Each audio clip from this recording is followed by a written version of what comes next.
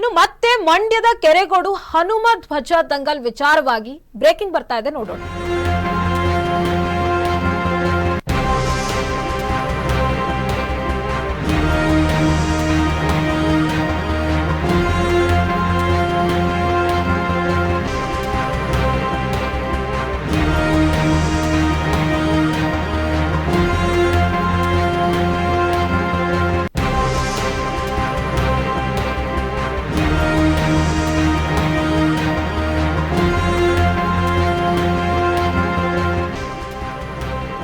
ಮಂಡ್ಯದ ಕೆರೆಗೋಡು ಹನುಮ ಧ್ವಜ ದಂಗಲ್ ವಿಚಾರ, ಹೋರಾಟಗಾರರಿಗೆ ಪೊಲೀಸರಿಂದ ಕಿರುಕುಳ ಆರೋಪ ಕೇಳಿ ಬರ್ತಾ ಇದೆ.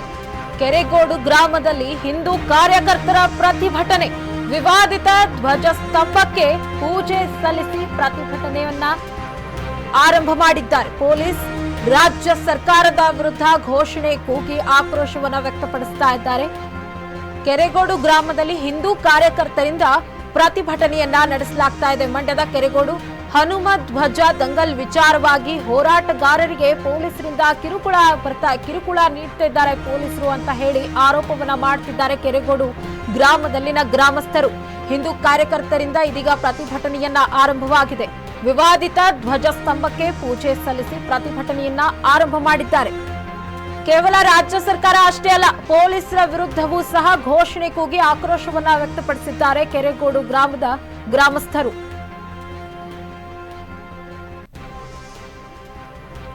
ಪ್ರತಿಭಟನೆ ಸಂಬಂಧ ಈಗಾಗಲೇ ಹಲವರ ವಿರುದ್ಧ ಪೊಲೀಸರು ಎಫ್ಐಆರ್ ದಾಖಲಿಸಿದ್ದಾರೆ.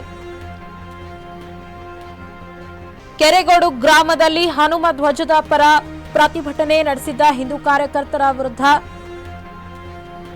ರೌಡಿ ಶೀಟರ್ ಯಾಕೆ ತೆಗೆಯಬಾರದು ಎಂದು ಸಮಜಾಯಿಸಿಕೊಡುವಂತೆ ಪೊಲೀಸರು ನೋಟಿಸ್ ಹೊರಡಿಸಿದ್ದಾರೆ.